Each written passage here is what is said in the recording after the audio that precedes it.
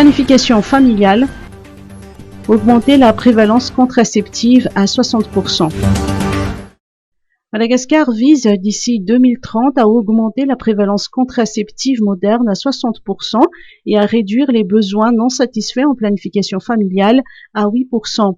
Dans cette perspective, le gouvernement s'est engagé en faveur du partenariat mondial Family Planning 2030 afin d'améliorer l'accès à la planification familiale.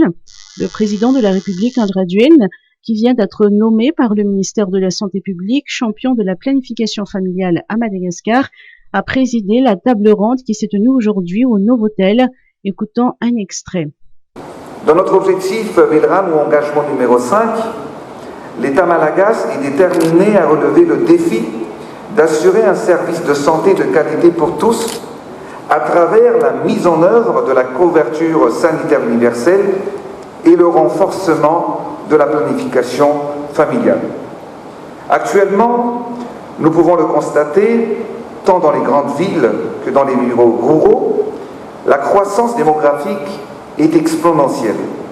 Malheureusement, on voit le jeune âge des mères, elles ont 20 ans, 18 ans, et parfois même moins de 16 ans. Et elles ont déjà 3, 4, voire même 5 enfants de bas âge, et ce, plus particulièrement dans la région du sud de Madagascar. Madame la représentante de la Banque mondiale, Madame la représentante de l'Organisation mondiale de la santé, vous étiez avec moi. Nous avons vu, nous avons constaté justement tout cela. Et c'est pour cette raison que je me suis engagé. Et c'est pour cette raison que je suis là aujourd'hui. Et je le réaffirme, qu'il faut changer les choses, qu'il faut changer le cours de l'histoire. Parce que dans notre culture, comme je l'avais dit tout à l'heure en Malagasy, lors des cérémonies de mariage, il y a le kabar malagasy.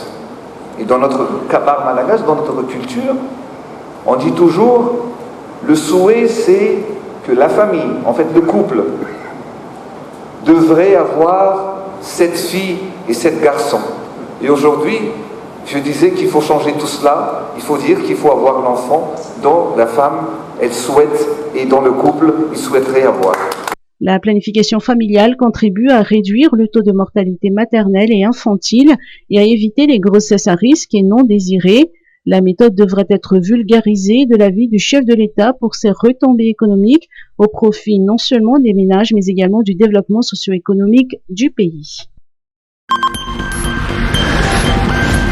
Lutte contre l'insécurité. Première priorité du gouvernement Tsai Christian.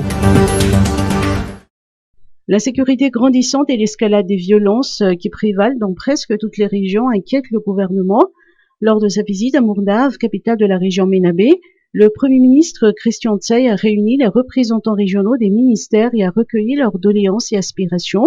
S'adressant à toutes les autorités locales et les élus, il leur a donné des consignes de sécurité et les a invités à assumer leurs responsabilités en leur rappelant que le développement et la sécurité sont indissociables. Le Premier ministre a rappelé que la première priorité du gouvernement est de restaurer la sécurité publique dans le pays et que des actions sont en cours. Il a également souligné que seules les actions solidaires pourront combattre l'insécurité. Détournement de deniers publics. Raoul Arzak écope de 10 ans de travaux forcés. L'affaire fait grand bruit sur les réseaux sociaux. Raoul Arzak Arabekout, ancien directeur général de la CNAPS et actuellement président de la Fédération malgache de football, écope de 10 ans de travaux forcés assortis d'une amende de 500 millions d'ariages pour détournement de deniers publics au niveau de la CNAPS. L'ancien ministre Jean Ravelnarive, propriétaire de l'entreprise titulaire du marché public à l'époque, a pour sa part écopé de 5 ans d'emprisonnement ferme. Son entreprise est sommée de payer 200 millions d'ariages d'amende. Le verdict a été prononcé hier au niveau du pôle anticorruption ou PAC.